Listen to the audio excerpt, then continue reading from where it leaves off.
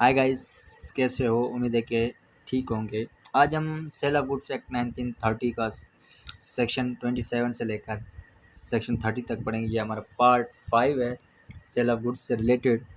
तो section number 27 का जो ये इसका टाइटल है transfer of title. Section number 27 sale by person not the owner, subject to the provision of this act and any other law time being enforced where goods are sold by a person who is not owner thereof and who does not sell them under the authority or with the consent of owner, the seller acquire no better title to the goods than the seller had unless the owner of the goods is by his conduct proclaimed by denying the seller's authority to sell.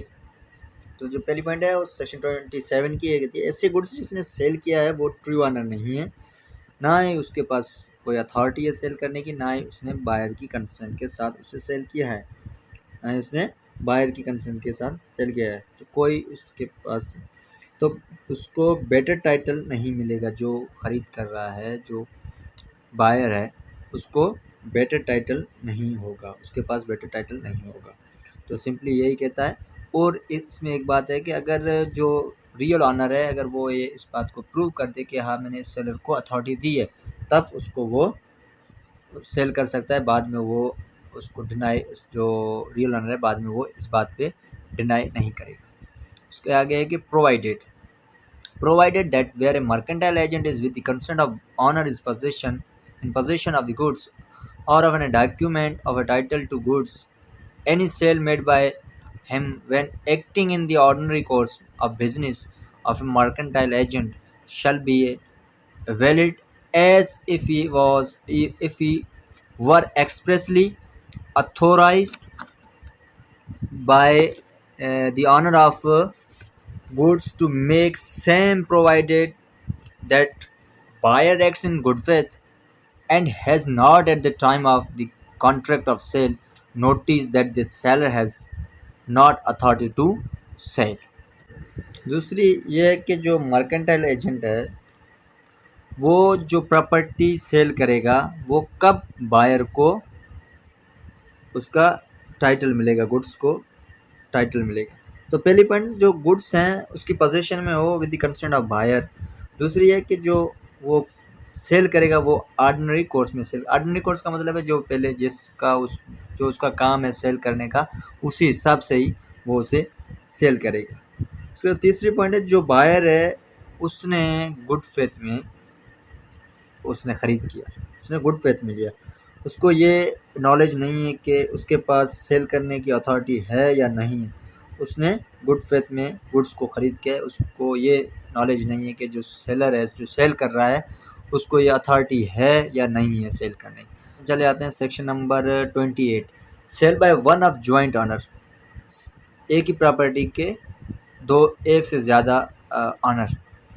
If one of several joint owner of goods has the sole possession of them by permission of the co-owners, the property in the goods is transferred to any person who by them of such joint owner is good in good faith and has not at the time of contract of sale noticed that the seller has not authority to sell।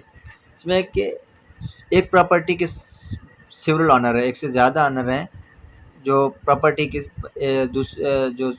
दूसरा honour है उसकी permission के साथ, उसकी consent के साथ एक honour के पास उसकी पोजीशन है, और जो ऑनर है वो एक प्रॉपर्टी दूसरे पर्सन को सेल कर देता है, ट्रांसफ़र कर देता है, दूसरे पर्सन को सेल कर देता है। जो ख़रीद कर रहा है वो गुड फेथ में ख़रीद कर रहा है, उसको ये नॉलेज नहीं है, उसके नोटिस में ये नहीं है कि भाई इसके पास सेल करने की अथॉरिटी है या नहीं है, मगर इसको ये पता है कि ये इसका ऑनर है। तो हम इसको एग्जाम्पल के साथ समझने की कोशिश करते हैं। सेक्शन 28 का है जो जॉइंट ऑनर सेक्शन। इसमें जॉइंट ऑनर में फॉर एग्जांपल ए और बी ने दोनों जॉइंट ऑनर है, उसकी दोनों ने एक कार ख़रीदी है। तो जो कार है वो ए की कंसेंट के साथ पोजीशन जो है बी के पास है, उस कार की पोजीशन है वो बी के पास है। बी ने क्या किया, वो आगे सी को सेल कर दिया। सी ने वो सेल की गुड फेथ में सेल किया, उसको ये पता नहीं है कि भाई एक ही कंसेंट के साथ उसने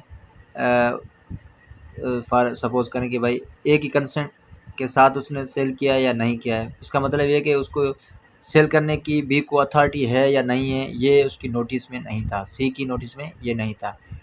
तब सी को गुड टाइटल मिलेगा।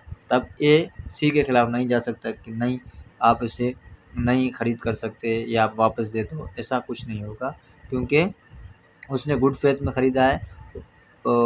उसको ये पता नहीं था कॉन्ट्रैक्ट करने के टाइम कि इसके पास अथॉरिटी है या नहीं है। वो उसके जिस टाइम सी इसको ख़रीद कर रहा था उस टाइम सी के ये नॉलेज में नहीं था कि बी को सेल करने की अथॉरिटी है या नहीं है, तब बी को गुड टाइटल मिलेगा। उसके बाद हम चले आते हैं section number 29, sale by person in possession under voidable contract. तो वाइडेबल कॉन्ट्रैक्ट का तो आपको पता होगा, जैसे वाइडेबल कॉन्ट्रैक्ट हम उसे कहते हैं जो किसी फ्रॉड, मिसरिप्रेजेंटेशन, अनड्यू इन्फ्लुएंस, उस हिसाब से जो चीज़ खरीदी गई हो, तो उसे हम कहते हैं वाइडेबल कॉन्ट्रैक्ट। तो sale by person in possession under voidable contract, when the seller of goods has obtained possession thereof under a contract voidable under section 19 or section 19A of the Indian Contract Act, so 19A, the Contract Act 1872, but the contract has not been signed at the time of sale, the buyer acquire a good title to the goods, provided he buy them in good faith and without notice of seller defect of title। तो इसमें यह है कि जो goods हैं वो किसी के पास पोजीशन में है, वो किसी वाइडेबल कॉन्ट्रैक्ट के हवाले से पोजीशन में, उसने फ्रॉडली उसको पोजेस किया है, उसने उसे खरीद किया है अंडर सेक्शन 90 और 19 कॉन्ट्रैक्ट एट 72 के हिसाब से, मगर उस कॉन्ट्रैक्ट को ख़त्म करने से पहले ही वो दूसरे जो बायर के पास, दूसरा जिस बंदे को सेल किया गया है, आगे सेल किया गया है, उसके पास वो प्रॉपर्टी चली जाती, तो उसको गुड टाइटल मिलेगा, उसको टाइटल मिलेगा। प्रोवाइडेड में है कि जो ख़रीद कर रहा है, जो बायर है वो ख़रीद कर रहा है, वो भाई खरीद कर रहा है, वो उसकी ये नॉलेज में नहीं था, वो गुड फेथ में ख़रीद कर रहा है, उसको ये नॉलेज में नहीं था कि जो मुझे चीज़ दी जा रही है उस पर कोई डिफेक्ट है, कोई किसी फ्रॉड या मिसरिप्रेजेंटेशन, अंडर इन्फ्लुएंस के साथ उसने सेल किया, जो सेलर है उसने पोजेस किया है, तो ऐसी कोई उसकी नॉलेज में नहीं था। तो हम इसका एग्जांपल समझते हैं सेक्शन 29 का। मिस्टर ए है जो मोबाइल, उसके एक मोबाइल है, मोबाइल का ऑनर है, तो बी क्या कर देता है, बी वो मोबाइल फ्रॉडली मिस रिप्रेजेंटेशन अंडर इन्फ्लुएंस के साथ फ्रॉडली उससे ले लेता है, ख़रीद करता है, पोजेस करता है, ठीक है। मगर जब बिफोर टर्मिनेट सच कॉन्ट्रैक्ट, ए उस कॉन्ट्रैक्ट को ख़त्म करता कि मेरे साथ ये फ्रॉडली उस मोबाइल लिया है, ख़रीद किया है, उससे पहले ही बी ने क्या किया, सी को सेल कर दिया, मगर सी की ये नॉलेज में नहीं था, without notice of sellers defect of time. तो ये सी की जो बायर है उसकी ये नॉलेज में नहीं था कि ये जो मोबाइल लिया गया है, जो ये प्रॉपर्टी है, जो गुड्स हैं, वो किसी फ्रॉडली तरीके से ए से लेकर मुझे सेल किया गया, ऐसी उसको कोई कॉन्ट्रैक्ट के वक्त, कॉन्ट्रैक्ट के टाइम उसे नॉलेज नहीं थी, तब सी को गुड टाइटल मिलेगा। तो मिस्टर ए सी के खिलाफ नहीं जा सकता, क्योंकि जब उस कॉन्ट्रैक्ट को ख़त्म करने वाला था उससे पहले, टर्मिनेट करने से पहले ही सी ने उसको प्रॉपर्टी आगे ट्रांसफ़र कर दी। उसके बाद आते हैं सेक्शन नंबर 30, जो इस चैप्टर का लास्ट सेक्शन है, सेलर और buyer in position after sale. Seller और buyer in position after sale, where a person, दो पॉइंट्स हैं इसमें। पहले सेलर के पास पहली जो सब क्लास है वो सेलर से डील करती है, जो सेकंड इसकी है सब क्लास वो बायर से डील करती है। तो where a person having sold goods continue और is in possession of the goods or of the document of title to the goods, the delivery or transfer by that person or by a mercantile agent acting for him of goods or document of title under any sale, pledge, or other disposition thereof to any person receiving the same in good faith and without notice of provision, sales shall have the same effect as if the person making the delivery or transfer were expressly authorized by the owner of the goods to make the same.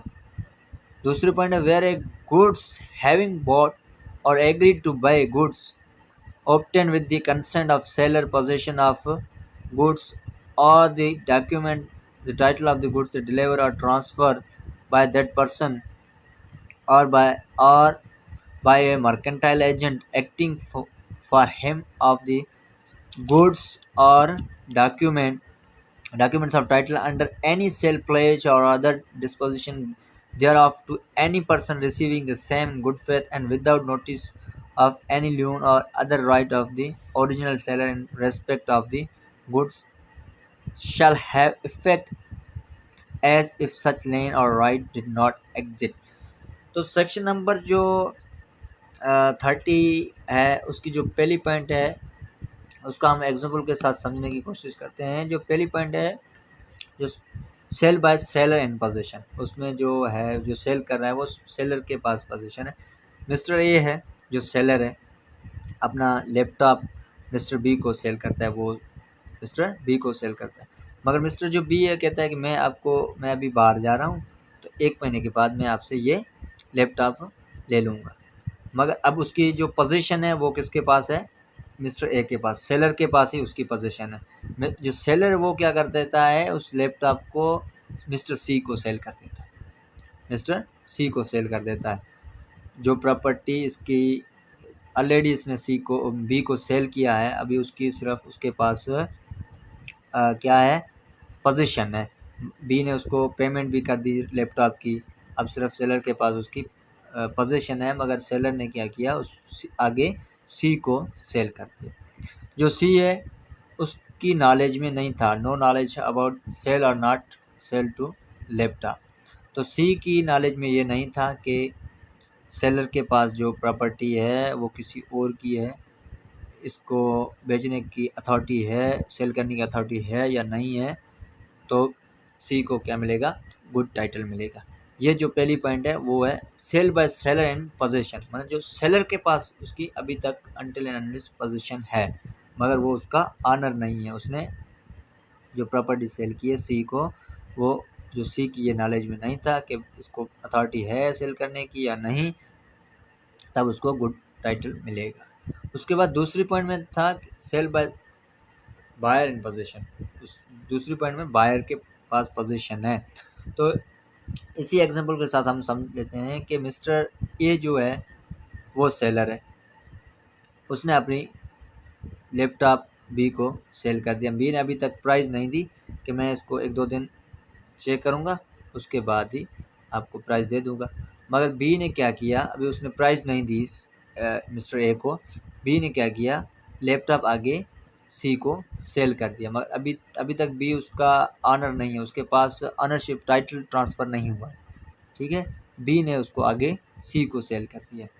अब ये सी की जिस time B उसको cell कर रहा था उस time सी की ये नॉलेज में नहीं था कि बी के पास इसकी टाइटल है या नहीं है, इसको सेल करने की अथॉरिटी है या नहीं है। सी को इस बात की नॉलेज नहीं थी, तब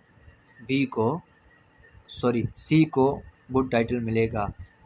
ए उसके खिलाफ, सी के खिलाफ नहीं जा सकता। तो ये था हमारा सेक्शन 30 जो हमने एग्जाम्पल के साथ समझ लिया। कोई इसमें ख़ास इतना नहीं था, ये बहुत सिंपल था, हमने एग्जाम्पल के साथ समझ लिया। तो वीडियो अच्छी लगी हो तो आप लाइक करें वीडियो को और मेरे चैनल को सब्सक्राइब करें। Thanks for watching.